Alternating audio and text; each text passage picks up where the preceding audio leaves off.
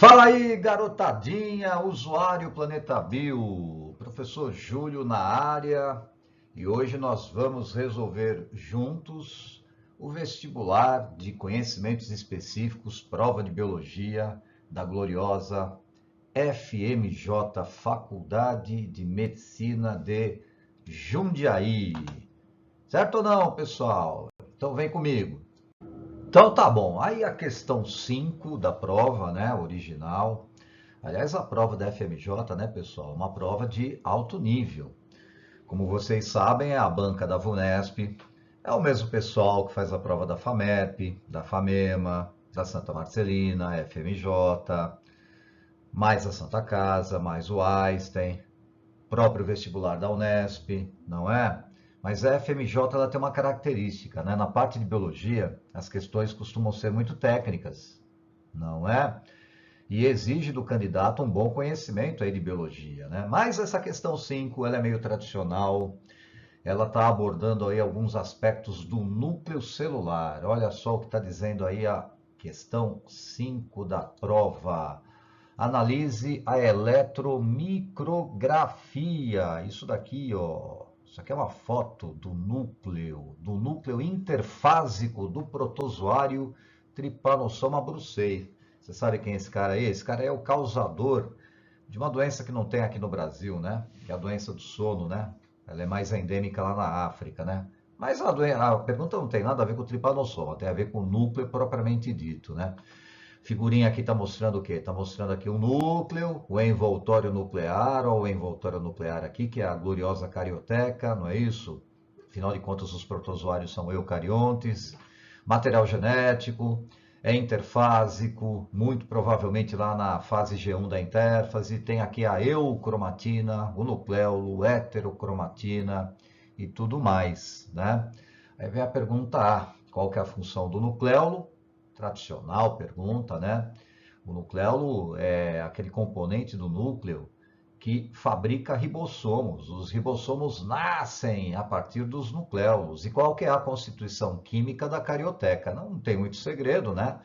A carioteca ela tem basicamente a mesma composição química da membrana plasmática. Isso mesmo. Se você pensou fosfolipídio e proteína, você acertou, certo ou não? Então tá bom, né?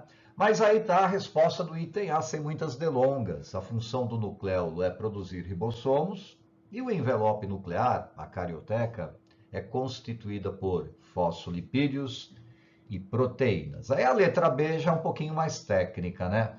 Diz aqui o enunciado da letra B. Explique a diferença estrutural entre a eucromatina entre as regiões da eucromatina e de heterocromatina e por que as regiões da eucromatina são essenciais para o crescimento celular. Mas vamos dar uma olhadinha lá, porque lá na página do Planeta Bio, planetabio.com.br, né, a gente vai encontrar lá no assunto citologia, principalmente na parte do núcleo celular, a gente vai encontrar esse assunto, né?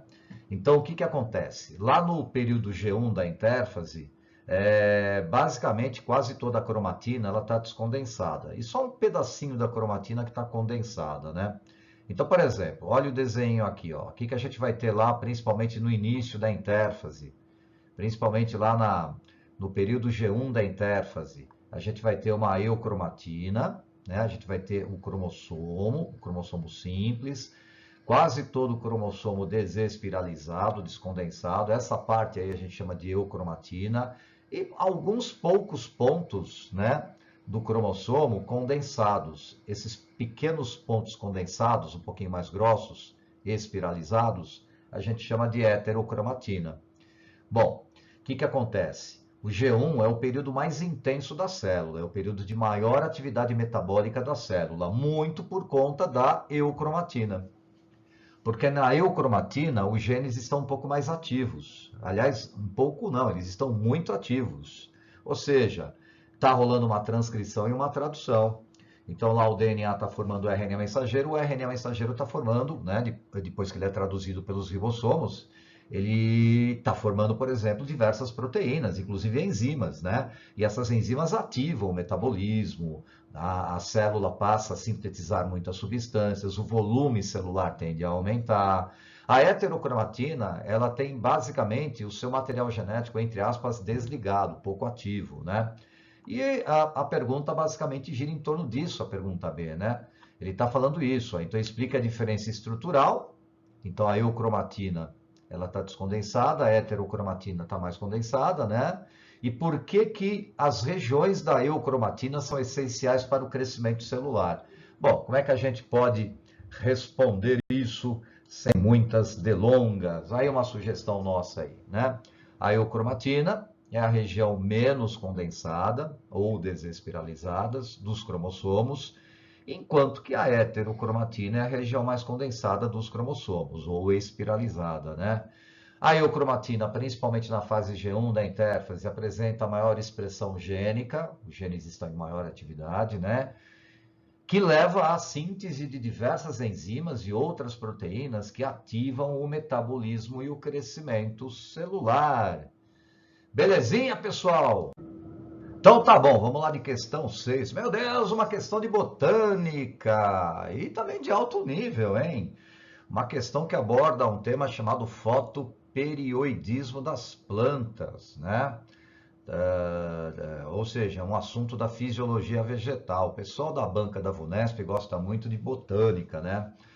E aí exige, por exemplo, do estudante um certo conhecimento, por exemplo, de alguns assuntos, né? No caso da FMJ, até alguns assuntos complexos, né? Olha só o que diz o enunciado. Um estudo comparativo entre morangueiros e cravos revelou que ambas as plantas florescem em situações distintas conforme expostas à luz ou à escuridão. Quer dizer que a floração dessas plantas depende do período de luz e de escuridão, né? O bom aluno já deve estar sacando. Ah, tem aquele negócio que tem a ver com planta de dia longo e planta de dia curto. Exatamente, né? E aí ele diz o seguinte aqui, né? Ele trouxe aqui essa imagem, né? E a imagem mostra os resultados desse estudo em três diferentes condições, 1, 2 e 3, ó, 1, 2 e 3. Morangueiros, né? Cravos. Olha o que traz o desenho, né? Por exemplo, aqui, ele falou que esse amarelinho é luz, é dia. Exposição à luz, né?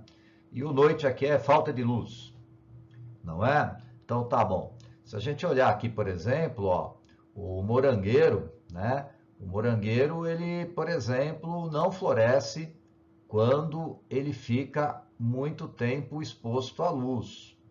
Ao contrário, por exemplo, do cravo, tá vendo? Ó? O cravo curte luz. Bastante luz, menos escuridão, o cravo floresce. O morangueiro não. Na situação 2, os caras inverteram. Menos luz, né? Com menos luz, né? O que acontece? Aí o morangueiro floresce e com pouca luz, o cravo não floresce. Não é? Então tá bom. Aí o que acontece? Ó, esse desenho 2 e o desenho 3 quase que se repete, né? Por exemplo, só que aí, aquele período de escuridão, ele foi interrompido, por exemplo, com um flash de luz aqui talvez, né? E isso inibiu a floração do morangueiro. Olha só, né? Essa faixa de luz aqui inibiu a floração do morangueiro. Por outro lado, estimulou, por exemplo, a floração do cravo, né? Bom, aí o cara está fazendo algumas perguntas, né? Por exemplo, na letra A, classifique o morangueiro e o cravo quanto ao fotoperíodo em suas respectivas florações. O que a gente vai ter que responder aí? Ou se a planta é de dia curto, ou se a planta é de dia longo, né? Então, por exemplo, aqui, ó, se você pegar, né, o cravo floresce melhor em dias longos, mais luz, e noites curtas, não é? E já, por exemplo, o morangueiro, ó, o morangueiro ele floresce melhor quando o dia está curto. É uma planta de dia curto. Enquanto que o cravo é uma planta de dia longo, o morangueiro é uma planta de dia curto, não é? Então, sem muitas delongas aí, a gente poderia responder dessa maneira. Aliás, lá na página do Planeta Bio, também temos esse assunto lá, por exemplo, na botânica, principalmente na parte de fisiologia, né? Olha só aquilo que nós comentamos aqui, né? Toda planta ela tem aquilo que a gente chama de fotoperíodo crítico. O que que é isso? Trata-se de um tempo limite que ela precisa ser exposta à luz para que ela produza flores. Então, por exemplo, uma planta de dia curto, pouca iluminação, ó, uma iluminação abaixo do seu fotoperíodo crítico, aí ela floresce. O período de escuridão para uma planta de dia curto é mais importante do que o período de iluminação, percebeu? Não é o caso aqui, por exemplo, do morangueiro. Ó, o morangueiro ele se enquadra aqui, né? O morangueiro é uma planta de dia curto e de noite longa, por exemplo, né? Já uma planta de dia longo, ao contrário, ela precisa ficar exposta a um período de iluminação ou igual ou superior ao seu fotoperíodo crítico, né? Ou seja, precisa de muita luz, um período de iluminação maior e um período de escuridão menor. Aí ela floresce, né? É o caso, por exemplo, do cravo, né? O cravo ele precisa de mais luz para poder, por exemplo, florescer. Certinho? Então tá bom. Então, sem muitas delongas, como é que a gente poderia responder aí o item A, né? Classificando as plantas. Pois é, o morangueiro, portanto, ele é o típico de planta de dia curto e o cravo é uma planta de dia longo. Belezinha? Tá bom. Aí vem uma pergunta B, né? Essa pergunta B ela é altamente técnica, exige, por exemplo, aí do candidato um conhecimento sobre o assunto, né? Que nem sempre é dado nas escolas, geralmente é dado, por exemplo, em escolas de ponta, né? Ou, por exemplo, em cursinhos de ponta, não é?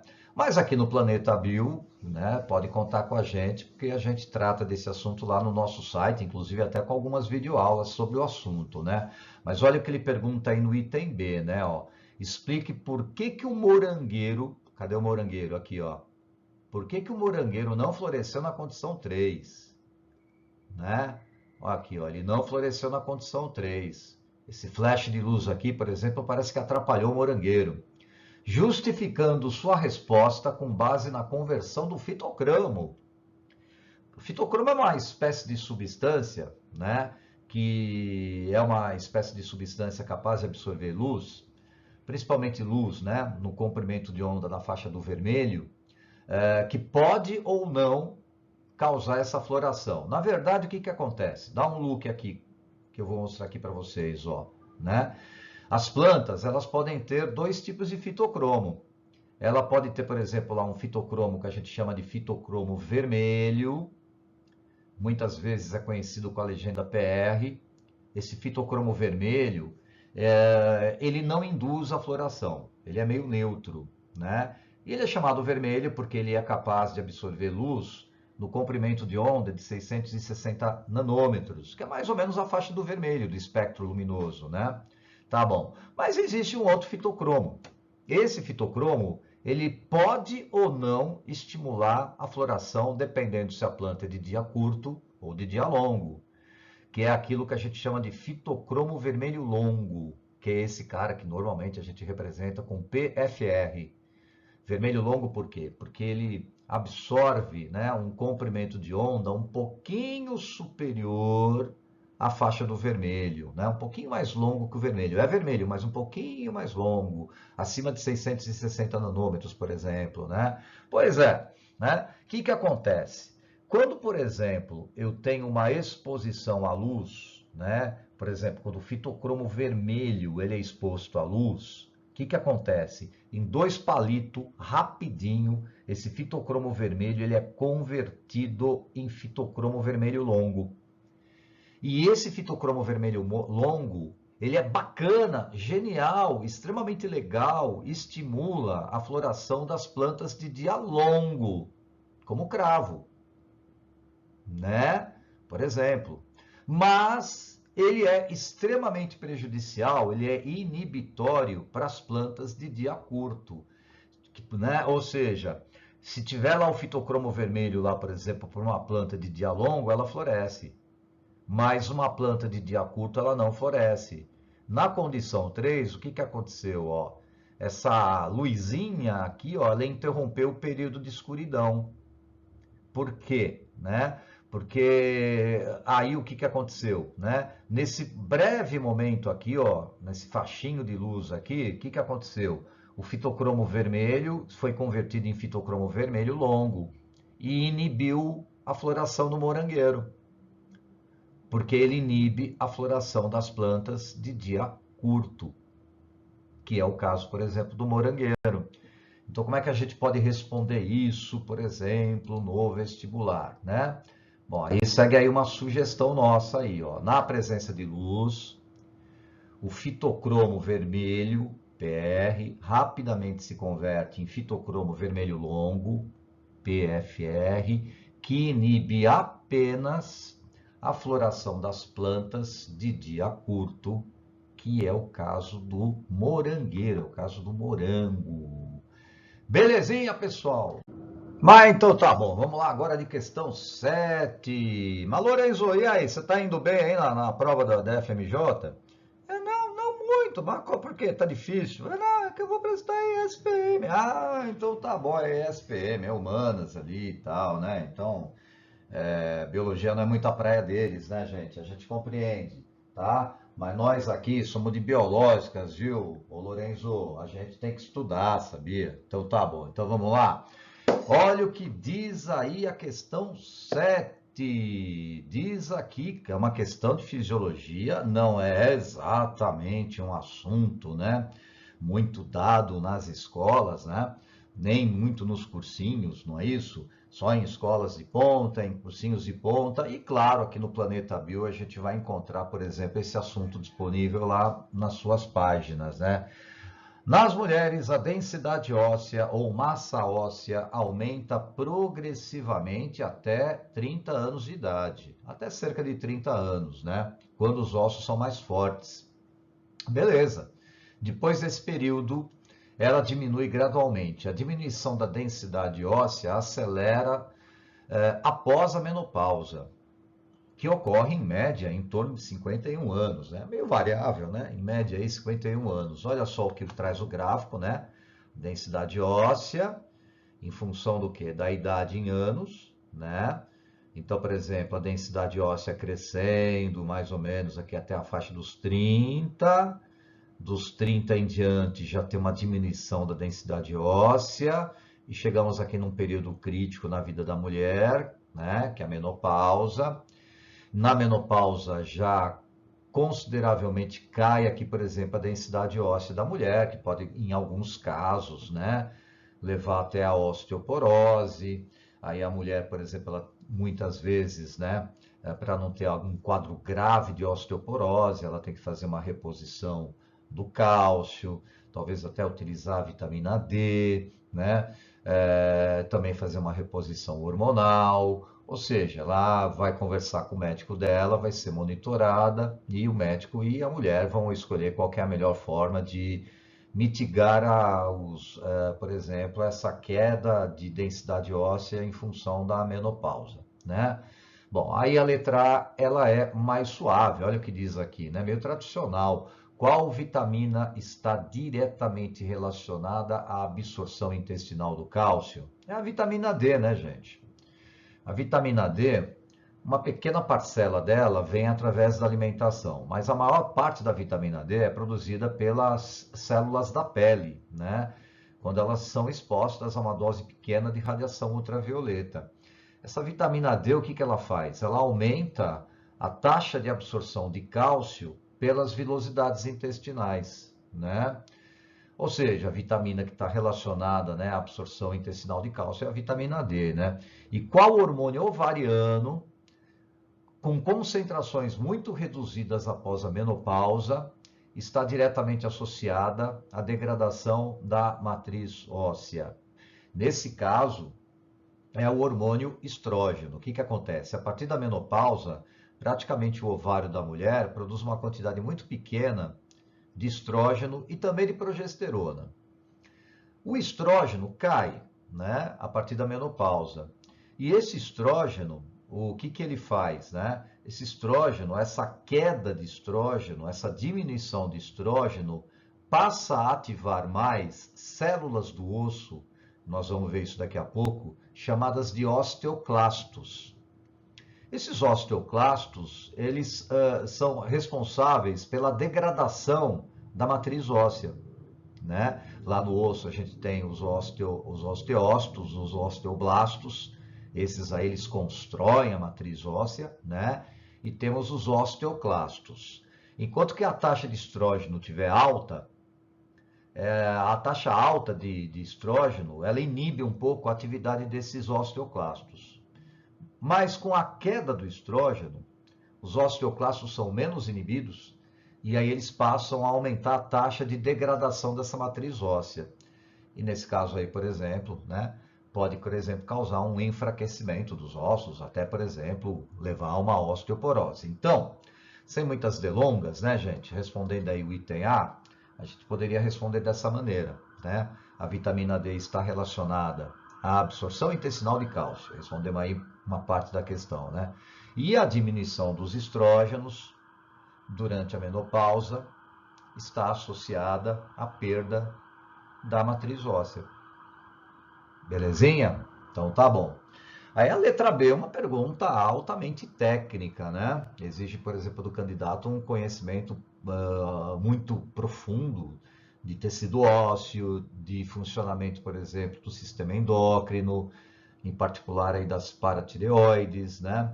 Olha o que diz aí, por exemplo, né? Ó, em casos de osteoporose, os gloriosos osteoclastos são mais ativos, menos ativos ou têm a mesma intensidade de atividade que os osteoblastos? E aí, continuando, explica a relação entre a condição de hiperparatireoidismo e a osteoporose. Vamos dar uma olhadinha lá na página do Planeta Bio para dar uma lembrada no tecido ósseo, né? Olha lá, uma página do Planeta Bio, na parte de citologia, tem lá um componente, um tópico chamado histologia. Lá na histologia, por exemplo, a gente trata do tecido conjuntivo ósseo, né? Porque o tecido ósseo é um tipo de tecido conjuntivo, né? Bom, do que é formado o tecido ósseo? O tecido ósseo, basicamente, ele é formado de células e substâncias da matriz óssea, né? Essas substâncias da matriz óssea são uma parte orgânicas, como, por exemplo, o colágeno, e uma parte inorgânica, como diversos tipos de sais de cálcio, fosfatos, magnésio e etc., né? Ou seja, essa aqui é a matriz óssea. Mas tem as células. E tem dois tipos de células. A que constrói a matriz óssea e a que destrói a matriz óssea. A que constrói a matriz óssea é o osteoblasto. São células jovens, grande atividade metabólica, né? Basicamente, essas células, elas eliminam, né, substâncias, secretam substâncias orgânicas e inorgânicas que vão modelando o osso, construindo essa matriz óssea, né? Depois, eles se tornam mais maduros e os osteoblastos se transformam em osteócitos.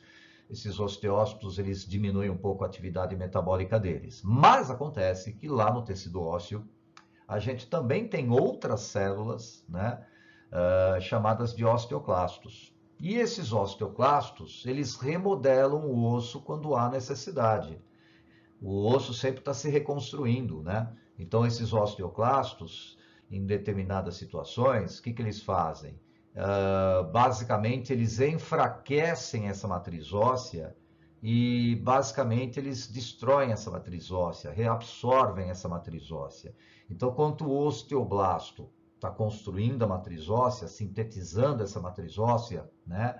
Os osteoclastos, eles estão o quê? Degradando essa matriz óssea, não é? Tá legal. Dito isso, né, gente? Será que a gente é capaz de responder agora o item B? Que ele está perguntando aqui, ó. Em casos de osteoporose, os osteoclastos, aqueles que destroem a matriz óssea, são mais ativos, menos ativos ou têm a mesma intensidade que os osteoblastos? Então, eles são mais ativos. Lembra que a gente até falou, né? Em alguns casos, por exemplo, o caso de osteoporose, principalmente a osteoporose ligada à menopausa, né? Tem aquela diminuição de estrógeno durante a menopausa e isso ativa mais os osteoclastos. E é por isso, por exemplo, que tem uma diminuição da densidade dessa matriz óssea, né? Agora, respondendo o item B, aí a outra metade, explica a relação entre a condição do hiperparatireoidismo e a osteoporose. O que acontece? Existe atrás da tireoide 4 glândulazinhas chamadas de paratireoides. Essas paratireoides, elas produzem um hormônio chamado paratormônio. Esse paratormônio, o que ele faz? Ele age no corpo, inclusive, né, nos ossos, e ele promove uma descalcificação desse osso. Ele acelera a degradação da matriz óssea, né? Inclusive a atividade dos osteoclastos, e com essa degradação, com o paratormônio ativando essa degradação da matriz óssea, o cálcio que está no osso, ele vai para o sangue. Na verdade, a paratireoide ela aumenta a taxa de cálcio no sangue devido à degradação dessa matriz óssea. Agora, uma condição como o hiperparatireoidismo significa que a paratireoide está descontrolada, está liberando um monte de paratormônio lá no sangue por alguma razão, inclusive pode ser até por causa da condição da menopausa também, né? E isso acelera, por exemplo, a osteoporose, né? Porque tem uma maior taxa de migração do cálcio do osso para o sangue. Como é que a gente pode responder isso de uma maneira, por exemplo, mais objetiva, né? Olha só, os osteoclastos estão mais ativos durante a osteoporose. Respondemos aí a metade da questão, né? Em uma condição de hiperparatireoidismo, as paratireoides liberam paratormônio em excesso, que causa a saída de cálcio dos ossos para o sangue devido ao aumento da degradação da matriz óssea pelos osteoclastos. Belezinha, pessoal? Batalhador, estudante de medicina. E é isso aí, né, garotadinha? Chegamos aí à última questão da prova, questão 8. E claro, o pessoal da banca, da VUNESP, não ia deixar de fora, por exemplo, uma tradicional questão de genética, né? E há uma questão de genética, digamos assim, até relativamente conceitual, que exige do candidato o conhecimento, né, da segunda lei de Mendel, que é a lei da segregação independente, né? E também dos genes ligados, do linkage, né? Nesse caso, por exemplo, não obedece à segunda lei de Mendel. Olha só o que diz a questão 8. Mostrei uma tabelinha aí para nós, né? Com 3 cruzamentos, não é isso? Analise os 3 cruzamentos. Cruzamento 1, cruzamento 2, cruzamento 3. E as porcentagens dos genótipos formados na descendência, na prole de cada um deles.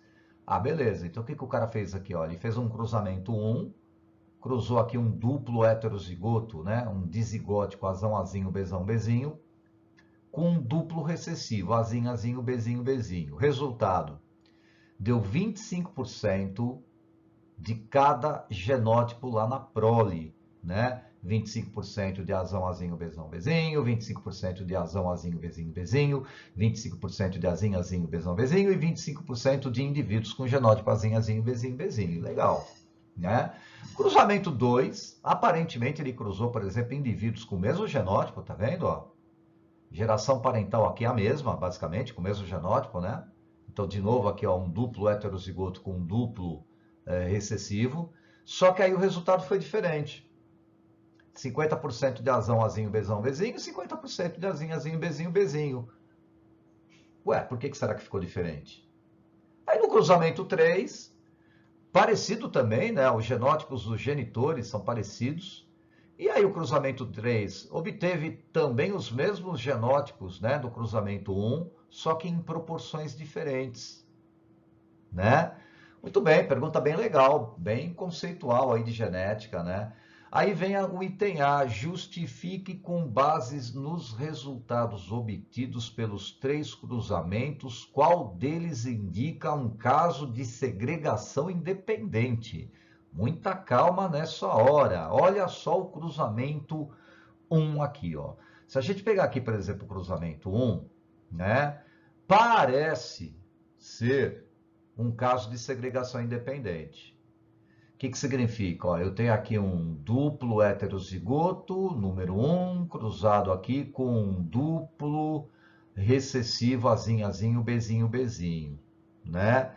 Só que eu tenho 2 pares de alelos. o par azão azinho, o par bezão bezinho. Só que esses pares de alelos, no caso de segregação independente, eles estão localizados em pares de cromossomos homólogos diferentes.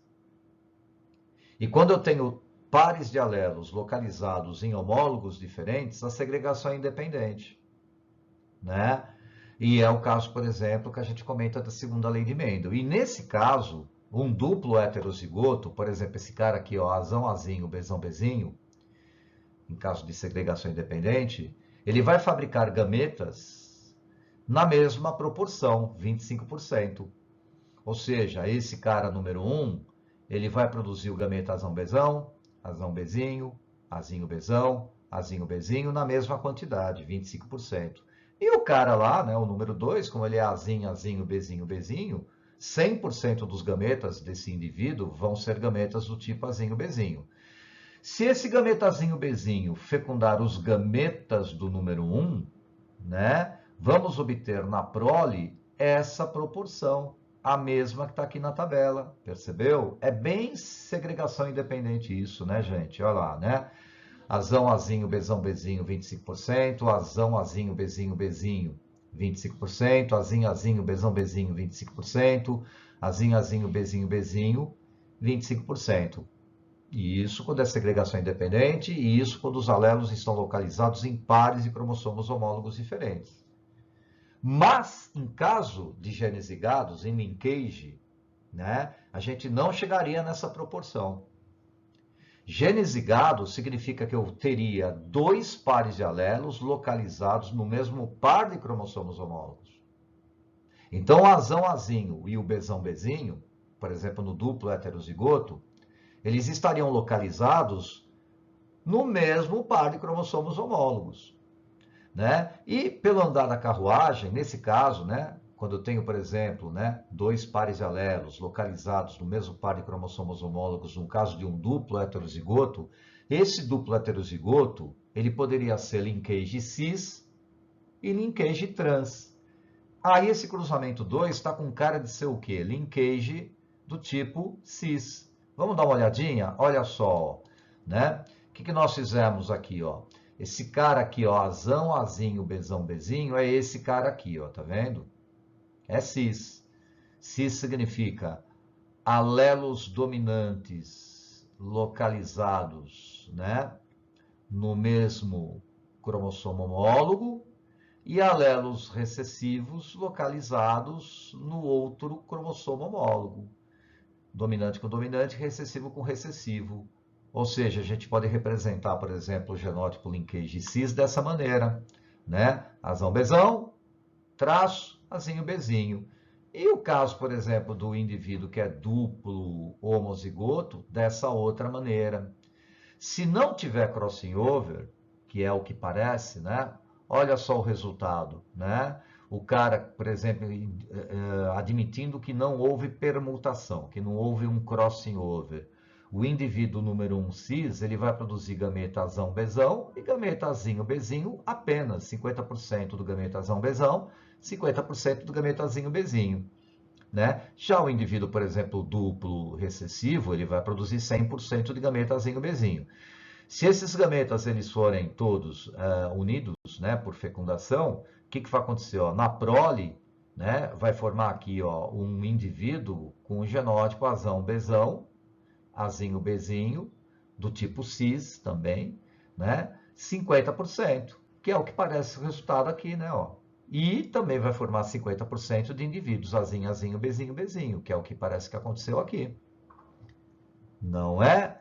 Agora, lá no cruzamento 3, parece, né, tudo leva a crer que também foi um cruzamento envolvendo indivíduos linkage, ou seja, os pares alelos estão localizados no mesmo cromossomo homólogo, parece ser linkage cis também, só que nesse caso teve crossing over.